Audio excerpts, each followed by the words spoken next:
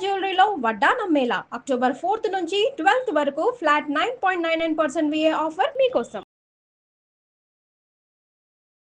నమస్కారం, మీరు చూస్తుంది సుమన్ టీవీ. నేను మీ కీర్తి. దీపావళి అంటే 5 రోజుల పండుగ.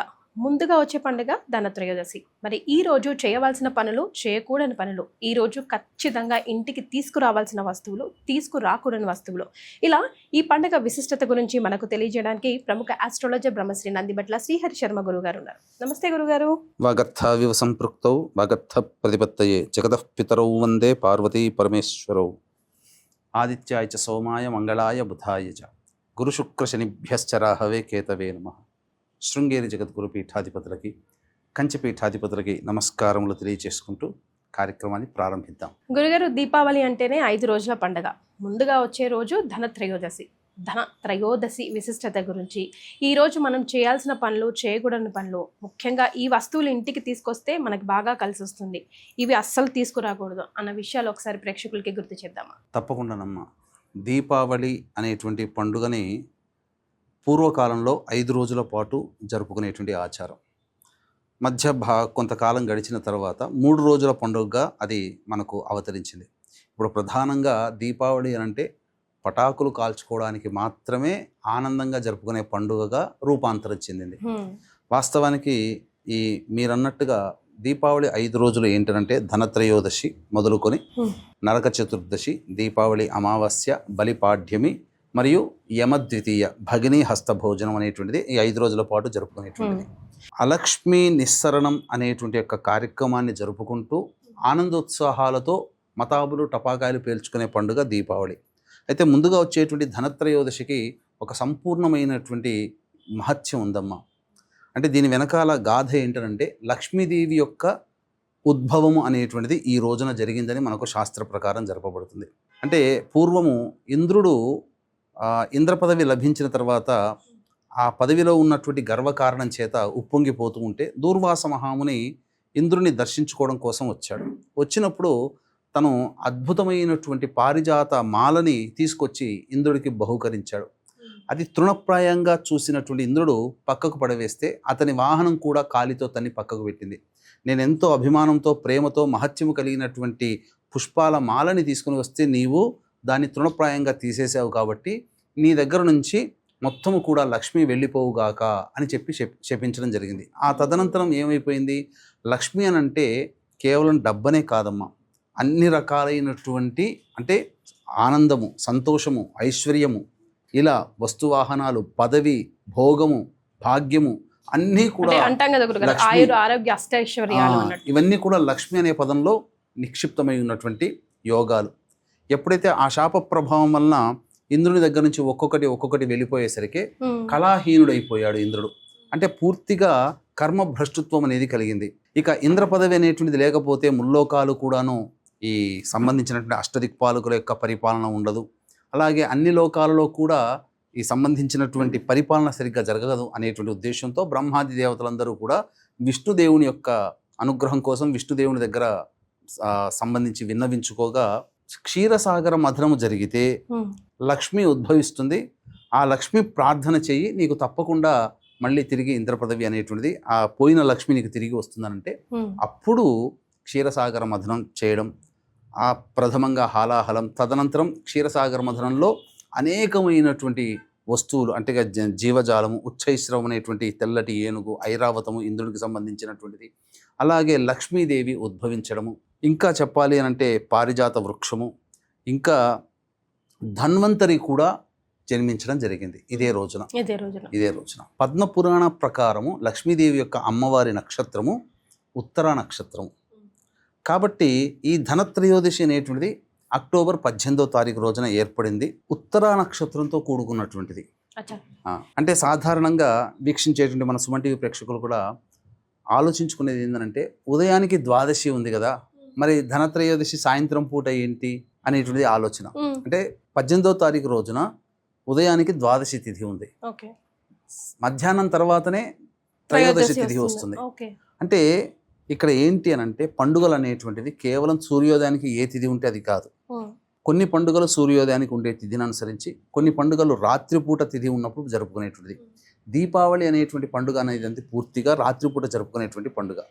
కాబట్టి ప్రదోష కాలానికి ఏ తిథి అయితే త్రయోదశి తిథి ఎప్పుడైతే ఉంటుందో వ్యాప్తమై ఉంటుందో అప్పుడే త్రయోదశి తిథి ధనత్రయోదశి అని మనం చెప్పుకోవాలి. కాబట్టి ఈసారి ధనత్రయోదశి అనేటువంటిది 18వ తారీఖు రోజున వచ్చింది. దీంతోపాటు విశేషంగా ఆయుర్వేదానికి పితామహుడిగా చెప్పుకునేటువంటిది, ఆయుర్వేదానికే రూపకర్తగా దేవతగా పిలుచుకునేటువంటి ధన్వంతరి కూడా ఈ యొక్క ధనత్రయోదశి రోజునే జన్మించడం జరిగిందని. కాబట్టి ధనత్రయోదశి అన్నప్పుడు చాలా మహత్యము కలిగినటువంటిది. ఏం చేయాలి గురుగారు ఈరోజు? ముఖ్యంగా చాలామంది ధన్తేరస్ అనగానే బంగారాన్ని కొనుక్కోవాలి, ఇంట్లో తెచ్చిపెట్టుకోవాలి అనే ఆలోచనతో ఉంటారు. అంటే పూర్వకాలంలో బంగారం అనేటువంటిది విరివిగా లభించేది. ఇప్పుడు డిమాండ్ తక్కువైంది కాబట్టి దాని యొక్క రేట్ పెరిగిపోయింది. కాబట్టి అందరూ దీన్ని కొనుగోలు శక్తి ఉంటుందానంటే కొనుగోలు చేయాల్సినటువంటి అవసరం అయితే లేదమ్మా. శక్తి ఉన్నవాళ్ళు తీసుకోవచ్చు. శక్తి లేని వాళ్ళు కూడా బంగారంతో సమానమైనటువంటి వస్తువులు కూడా తెచ్చుకొని ఉంటే ఆనందంగా జీవించగలుగుతారు. బంగారమే కొనుక్కోవాలని శాస్త్రంలో ఎక్కడా చెప్పబడలేదు. కాకపోతే కొన్ని వస్తువులు కొనుక్కొని తెచ్చిపెట్టుకోమని చెప్పబడింది. ఎందుకంటే దీపావళి పండుగ సందర్భంగా దీపావళి రోజున లక్ష్మీ పూజ చేస్తాము కాబట్టి ఆ లక్ష్మీ పూజలో వాడబడేటువంటి వస్తువులు ఏవైతే ఉన్నాయో అవన్నీ ఈ ధనత్రయోదశి రోజున కొనుగోలు చేయమని శాస్త్రం చెప్పబడి ఉంది. కాబట్టి ఎటువంటి వస్తువులు అని అంటే ప్రధానంగా లక్ష్మీ నారికేళం అని దొరుకుతుంది. చిన్నది నారికేళం, ఆ లక్ష్మీ నారికేళం. ఏకాక్షి నారికేళం అని దొరకదు, అంటే ఒక కన్ను ఉన్నటువంటి కొబ్బరికాయ సాధారణంగా దొరకదు, రేర్ అది. దొరికితే చాలా మంచిది, అది తెచ్చుకోవచ్చు. తర్వాత లక్ష్మీ గవ్వలు మనకు నక్షత్రాకారంలో పసుపు రంగులో ఉంటాయి. తర్వాత గురువింద గింజలు. ఈ గురువింద గింజల్లో శ్వేత కలర్ అంటే తెల్లటి కలర్లో ఉన్నవి, పసుపు రంగు కలర్లో ఉన్నవి, లేదా ఆకుపచ్చ రంగు కలర్లో ఉన్నటువంటివి చాలా విశేషం. ఇవన్నీ లక్ష్మీప్రదము. ఎరుపు రంగు కలర్లో ఉన్నటువంటిది తాంత్రికానికి ఉపయోగపడుతుంది. కానీ ఇంకా ఇప్పుడు చెప్పినటువంటి మిగతా రంగుల్లో ఉన్నవి లక్ష్మీప్రదమైనటువంటి గురువింద గింజలు. తర్వాత ముత్యము, తర్వాత ముత్యపు శంఖము అని దొరుకుతుంది. అది శంఖమాకారం ముత్యంలో ఉన్నట్టుగా ఉంటుంది, అది తెచ్చుకోవాలి. ఇలా కొన్ని లక్ష్మీప్రదమైనటువంటి వస్తువులు, గోమతి చక్రాలు ముఖ్యంగా. తర్వాత ఈ శంఖాలలో కూడా లక్ష్మీ శంఖం అని ఒకటి ఉంటుంది, దక్షిణావృత శంఖం. అవి చిన్నదైనా కానీ తెచ్చుకోవాలి. ఇవన్నీ లక్ష్మీప్రదమైనటువంటి వస్తువులు. ధనత్రయోదశి రోజున లక్ష్మీ సంబంధించినటువంటి లగ్నం ఒకటి ఉంటుంది. 7:29 నుంచి 9:29 సాయంత్రం. ఆ సమయంలోనే ఈ వస్తువులు జనరల్ స్టోర్ నుంచి కానీ పచారీ షాపుల నుంచి కానీ తెచ్చుకొని పెట్టుకోవాలి. అవి పూజా మందిరంలో ఆ ధనత్రయోదశి రోజున తెచ్చుకోవాలి. ముఖ్యంగా తీసుకొచ్చేటువంటి వస్తువు ఏంటంటే చీపురు కట్ట కొనుగోలు చేయాలి ధనత్రయోదశి రోజున. ఎందుకు అనంటే చీపురు కట్ట అనేటువంటిది లక్ష్మీప్రదం. ఎందుకనంటే ఇంట్లో ఉన్నటువంటి చెడు అంతా కూడా, అంటే మట్టినంతా ప్రారదోలుతుంది కదా, అంటే ఏంటి, అలక్ష్మి. ఆ విధంగా అలక్ష్మి అనేటువంటిది వెళ్ళిపోతుంది. కాబట్టి చీపురుని కొనుగోలు చేయాలి. ఖచ్చితంగా ఈరోజు చేస్తే చాలా విశేషం. ఇక చేయకూడనటువంటి పనులు, తీసుకురాకూడనటువంటి వస్తువులు అంటే ఇనుముతో సంబంధమైనటువంటి వస్తువులు తీసుకురాకూడదు. తైలము అంటే నూనె పదార్థాలు కొనుగోలు చేయకూడదు ఈ రోజున. ఎందుకంటే నూనె అనేటువంటిది జ్యేష్ఠాదేవికి సంకేతంగా చెప్పబడుతుంది. ఇనుము వస్తువులు ఇవన్నీ కూడా శని సంబంధించినటువంటి వస్తువులు. అలాగే నల్లటి వస్తువులు, కుండలు, నల్లటి కుండలు ఇలాంటివి కొనుగోలు చేయకూడదు. ఉప్పు లక్ష్మీప్రదం ఉప్పు కూడా కొనుగోలు చేయాలమ్మా, చేయాలి. ఇవన్నీ కూడా సంబంధించినటువంటి కుంకుమ పువ్వు, అలాగే సుగంధ భరితమైనటువంటి జాజికాయ, జాపత్రి, ఇలాచి, లవంగాలు, పసుపు, ఇవన్నీ కూడా ఈ వస్తువులు లక్ష్మీప్రదమైనటువంటి వస్తువులు. ఈ ధనత్రయోదశి రోజున సాయంత్రం 7:29 నుంచి 9:25 మధ్యకాలంలో కొనుగోలు చేసుకొని పూజా మందిరంలో పెట్టుకొని లక్ష్మీ పూజ సందర్భంగా దీపావళి రోజున 20వ తారీఖు రోజున మనం పూజలో గనక వాడుకున్నట్లయితే అవన్నీ కూడా మరొక వీడియోలో మనం తెలియజేద్దాం. తద్వారా మంచి లక్ష్మీప్రదమైనటువంటి గృహంగా ఉంటుందని చెప్పవచ్చు. అంతేకాకుండా ధనత్రయోదశి ఈ రోజున కాబట్టి ధనత్రయోదశి మరియు ధన్వంతరి జయంతి కూడా చెప్పబడింది. ఈ ధన్వంతరి జయంతి రోజున చాలామంది వైద్యులు, అంటే ఆయుర్వేదానికి సంబంధించినటువంటి గ్రంథాన్ని చేతిలో పట్టుకొని జలగని చేతిలో పట్టుకొని ఉద్భవించాడు.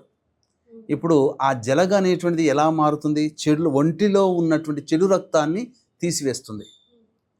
జలగ చికిత్స కూడా ఉంది కదమ్మా. అవునండి. కాబట్టి ఆయుర్వేద సంబంధించినటువంటి రూపకర్త ఈ ధన్వంతరి ఒక చేతిలో జలగ, ఒక చేతిలో ఆయుర్వేద గ్రంథము, ఒక చేతిలో అమృత కలశము, ఇంకొక చేతిలో అభయహస్తం.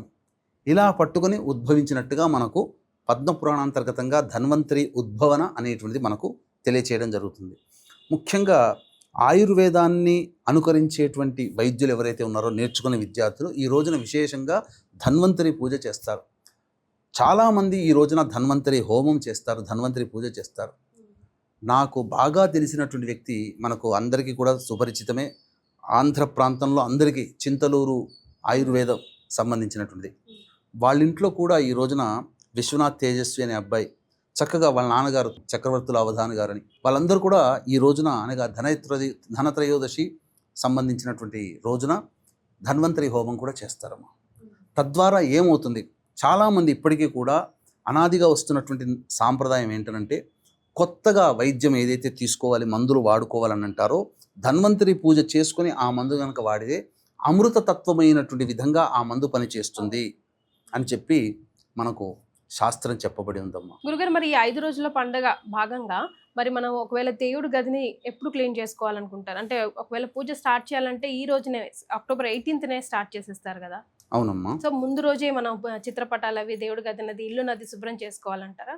ధనత్రయోదశిని పురస్కరించుకుని 5 రోజుల పండుగ అన్నప్పుడు మనము శుక్రవారం నాడు ఎలాగో అంత కూడా సర్దుకోలేరు, ఎందుకంటే లక్ష్మీప్రదం అయినటువంటి వారం కాబట్టి దుర్ముహూర్తం అయినటువంటి శనివారం నాడు దుర్ముహూర్తం 7:54 అయిపోతుంది. దుర్ముహూర్తమైన తదుపరి ఈ 5 రోజుల పండుగ సందర్భంగా పూజా మందిరాన్ని, పూజా వస్తువులని, ప్రతిమలని అన్నీ కూడాను, చిత్రపటాలని అన్నీ కూడాను శుభ్రపరచుకొని పెట్టుకొని ప్రదోషకాల సమయానికి అనుకూలంగా ఉండాలి. ఇక ఈ 5 రోజులలో ప్రధానంగా లక్ష్మీదేవి నువ్వుల నూనెలో నిక్షిప్తమై ఉంటుంది కాబట్టి నువ్వుల నూనె మనం శాస్త్ర ప్రకారము ఉపయోగించుకోవాలి. చాలామంది ఒక అపప్రథ వచ్చింది ఒక 2 ఏళ్ల కిందట, నువ్వుల నూనె ఒంటికి రాసుకున్నా, నువ్వుల నూనె ఇంట్లో దీపారాధన చేసినా దరిద్ర దేవత తాండవిస్తుందని చెప్పి అపప్రథ వచ్చింది. అది అవాస్తవమ్మా. సకల శాస్త్రాలు, పురాణాలు ఈ యొక్క దీపావళి సందర్భంగా నువ్వుల నూనెలో లక్ష్మీదేవి నిక్షిప్తమై ఉంటుంది, నీటిలో గంగాదేవి నిక్షిప్తమై ఉంటుంది. ఎక్కడికో నదీ తీరానికి వెళ్ళి స్నానం చేయాల్సిన అవసరం లేకుండా ఇంట్లో ఉన్న నీటిలోనే ఈ 5 రోజుల పాటు స్నానం ఆచరించడం వల్ల గంగా స్నానం ఆచరించినటువంటి ఫలితాన్ని మనం పొందగలుగుతాం. కాబట్టి నిరభ్యంతరంగా నువ్వుల నూనె వాడవచ్చు. నువ్వుల నూనె లేకపోతే ఆవు నేతినైనా కానీ దీపారాధన చేయవచ్చు. ముఖ్యంగా ఈ 5 రోజుల పాటు లక్ష్మీదేవి యొక్క పూజ అనేటువంటిది సాయంకాలము ప్రదోషకాలం అనగా సూర్యాస్తమయం అయిన తర్వాత వృషభ లగ్నం అనేటువంటిది ఉంటుందమ్మా. అంటే వృషభ లగ్నము దేనికనంటే స్థిరమైనటువంటి లగ్నము. అంటే శాస్త్ర ప్రకారం ఉన్న 12 లగ్నాలలో చరలగ్నాలు 4, స్థిర లగ్నాలు 4, ద్విస్వభావ లగ్నాలు 4. కాబట్టి స్థిర లగ్నంలో లక్ష్మీ అమ్మవారిని ఆవాహన చేసి పూజ చేసుకున్నట్లయితే లక్ష్మీదేవి స్థిరంగా ఉంటుంది అని చెప్పి ఈ యొక్క నానుడి ప్రకారమే చాలామంది మార్వాడీలు కానీ, గుజరాతీయులు కానీ, రాజస్థానీయులు కానీ అందరూ కూడా ఆచరించేటువంటి లక్ష్మీ పూజా విధానము ప్రదోషకాలం అవ్వగానే అమ్మవారి పూజ అనేటువంటిది ప్రారంభిస్తారు. కానీ మనకేమో యాంగ్జైటీ ఆగదు. ఎప్పుడు సూర్యాస్తం అయిపోతుందా, ఎప్పుడు చీకటి పడుతుందా, ఎప్పుడు మతాబులు టపాకాయలు కాల్చుకోవాలా అంతా కూడా. కానీ యాంగ్జైటీ అనేటువంటిది తగ్గించుకొని మనం ఎప్పుడు కూడా 9 గంటల తర్వాత కనుక చేసుకున్నట్లయితే ఈ సమయంలో లక్ష్మీ పూజ కనుక చేసుకోవాలమ్మా. చేసుకొని లక్ష్మీ అష్టోత్తరం కానీ, లక్ష్మీ సహస్రనామం కానీ, సర్వదేవకృత లక్ష్మీ స్తోత్రము కానీ, అలాగే ఇంద్రకృత లక్ష్మీదేవి ఉద్భవించి ఇంద్రునికి రాజ్యాధికారాన్ని ప్రసాదించినటువంటి కారణం చేత ఇంద్రుడు సంతోషించి అమ్మవారిని స్తుతించినటువంటి స్తోత్ర రాజము ఇంద్రకృత లక్ష్మీదేవ స్తోత్రము. ఇది కూడా పారాయణం చేసినట్లయితే తప్పకుండా వాళ్ళకి పదవి లభిస్తుంది. లక్ష్మీదేవి అనుగ్రహం వలన వివాహం జరుగుతుంది, ఆర్థిక బాధలు తొలగిపోతాయి, వ్యాపారంలో కష్ట నష్టాలు తొలగిపోతాయి. అంతేకాకుండా ఆనందకరమైనటువంటి దాంపత్య జీవితాన్ని పొందడానికి అవకాశం ఏర్పడుతుంది. అన్నిటికంటే ముఖ్యంగా కలియుగం ధనమిదం మూలం జగత్ కాబట్టి ఈ యొక్క ధనప్రాప్తి విశేషంగా వాళ్ళ ఇంట్లో స్థిర నివాసం ఏర్పరచుకొని లక్ష్మీదేవి అనుగ్రహానికి పాత్రలు అవుతారని చెప్పవచ్చు. అలాగే వీక్షించేటువంటి ప్రేక్షకులు కూడా ఈ యొక్క ధనత్రయోదశి, అంతేకాకుండా ఈ రోజున శని త్రయోదశి కూడా ఉండడము, మరియు లక్ష్మీదేవి యొక్క అమ్మవారి నక్షత్రం ఉత్తర నక్షత్రం కూడా ఉండడం, ఈ కారణం చేత మేష మిథున కర్కాటక సింహ కన్య వృశ్చిక ధనస్సు కుంభ మీన రాశిలో జన్మించినటువంటి వారికి శనిదోష నివారణ హోమాలు, అఘోర పాశుపత మంత్ర హోమాలతో పాటుగా ఈ రోజున ధనత్రయోదశి కాబట్టి లక్ష్మీ కుబేర హోమము మరియు రుద్రహోమం అనేటువంటిది జరిపించి శక్తిపాతం చేసినటువంటి కరుంగలి మాల ఇవ్వడం జరుగుతుంది. ఈ శనికి సంబంధించిన వృక్షము జమ్మి చెట్టు. ఈ జమ్మి వృక్షం నుంచే కరుంగలి మాలని తయారు చేస్తారు. కాబట్టి ఈ రోజున ఎవరైతే కరుంగలి మాలని అమ్మవారి అనుగ్రహం చేత శక్తిపాతం చేసుకొని పొందుతారో వాళ్ళకందరికీ కూడా ఆ శనీశ్వరుని యొక్క దివ్యానుగ్రహం వలన సమస్తమైనటువంటి కోరికలు నెరవేరి పాజిటివ్ ఎనర్జీతో ఉంటారని చెప్పవచ్చు. వీటి వివరాలు కార్యక్రమ తదనంతరం కాంటాక్ట్ చేసి తెలుసుకోవచ్చు. ఇక అన్నిటికంటే ప్రధానంగా ముఖ్యమైనటువంటిదమ్మ, అమ్మవారు ఉత్తరా నక్షత్రంలో జన్మించిందని అంటారు కదా. ఈ ధనత్రయోదశి ఉత్తరా నక్షత్రంతో కలిసి రావడం అనేటువంటిది చాలా విశేషం. సాయంకాల ప్రదోష కాలం సమయానికి ఉత్తరా నక్షత్రం సింహరాశిలో ఉంటుంది. ముఖ్యంగా గుర్తుపెట్టుకోండి వీక్షించేటువంటి సుమన్ టీవీ ప్రేక్షకులు కూడా, లక్ష్మీదేవి స్థిరంగా ఉండాలి అని అంటే ఆ అమ్మవారి జన్మ నక్షత్రము స్థిర రాశిలో ఉండాలి. స్థిర రాశి సింహరాశి, వృషభ రాశి, వృషభ లగ్నము, సింహలగ్నము, వృశ్చిక లగ్నము, కుంభలగ్నము, ఈ 4 స్థిర లగ్నాలు. వృషభ లగ్నము ఉండగా అనగా అదొక స్థిర లగ్నము. రాశి కూడా సింహరాశి అవ్వడం అది స్థిర రాశి. గుర్తుపెట్టుకొని 7 గంటల 29 నిమిషాల నుంచి 9 గంటల 29 నిమిషాల మధ్యకాలంలో ఈ 5 రోజుల పాటు బలిపాడ్యమి యమద్వితీయ వచ్చేంత వరకు మీరు అమ్మవారి యొక్క ఆరాధన చేసినట్లయితే సమస్తమైనటువంటి కోరికలు నెరవేరుతాయని చెప్పడంలో ఏమాత్రం సందేహం లేదు. పూర్వకాలంలో అందరూ ఆచరించారు. మీరు కూడా ఆచరించి అనుభవపూర్వకంగా దాన్ని తెలుసుకొని తరించమని తెలియచేయడం జరుగుతుంది. చాలా సంతోషం గురుగారు. ధనత్రయోదశి రోజు ఏం చేయాలి, ఏం చేయకూడదో వివరించారు. ధన్యవాదాలు. సర్వం శ్రీ ఉమామహేశ్వర పరబ్రహ్మార్పణమస్తు.